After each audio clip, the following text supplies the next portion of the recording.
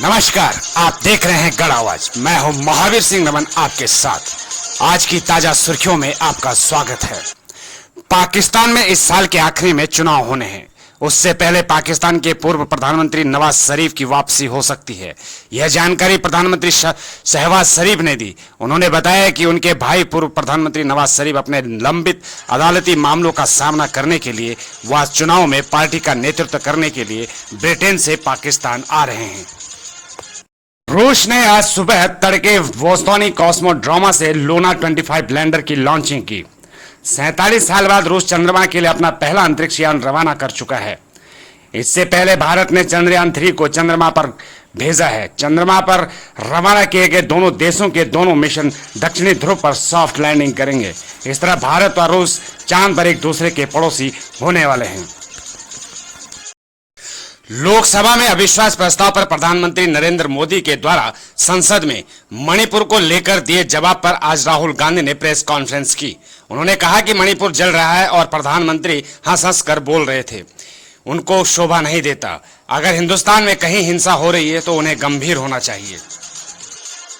मुरादाबाद की पार्श्वनाथ प्रतिभा सोसाइटी में कल शाम 6 बजे भाजपा युवा नेता अनुज चौधरी की गोली मारकर हत्या कर दी गई।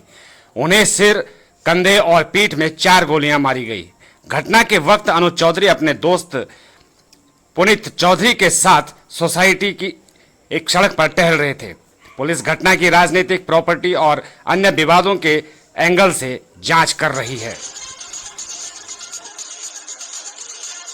उत्तराखंड सरकार ने नई शिक्षा नीति के तहत बदलाव करते हुए 12वीं पास युवाओं को अब कभी भी स्नातक में प्रवेश लेने की अनुमति दे दी है।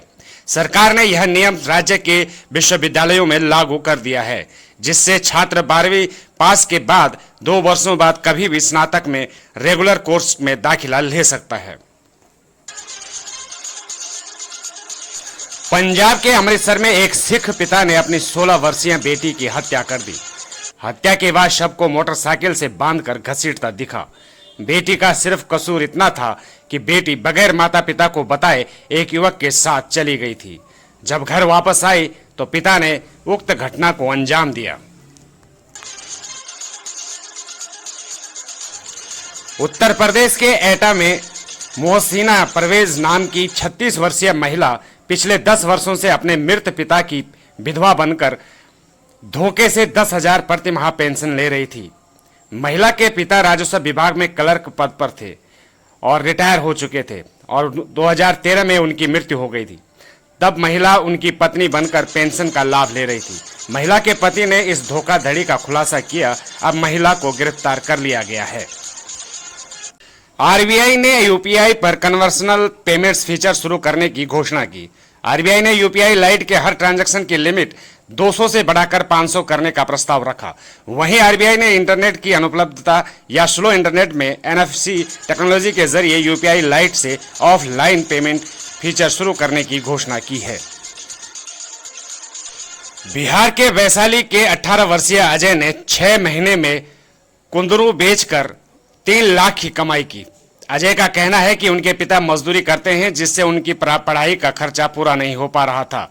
पढ़ाई के लिए अजय ने 2.5 एकड़ जमीन लीज पर ली और कुंदरू की खेती शुरू कर दी, जिससे उसे मेहनत कर लाखों का मुनाफा हुआ। अजय ने युवाओं को एक सीख दी है। बीजेपी के नेतृत्व वाली केंद्र सरकार के खिलाफ पेश हुआ अविश्वास प्रस्ताव लोकसभा में गिर गया। दरअसल प्रधानमंत्री नरेंद्र मोदी के संबोधन के दौरान विपक्ष ने वॉकआउट किया था, जिसके बाद से यह प्रस्ताव ध्वनिमत से गिर गया। कांग्रेस सांसद गौरव गोगोई द्वारा पेश इस प्रस्ताव का कांग्रेस, सपा, आरजेडी, टीएमसी समेत कई विपक्षी दलों का समर्थन था। गिनीज वर्ल्ड रिकॉर्ड्स ने दुनिया के सबसे महंगे टी पॉट की तस्वीर शेयर की है, जिसकी कीमत 2016 में $3 मिलियन, भारतीय कीमत के अनुसार 24 करोड़ रुपए थी।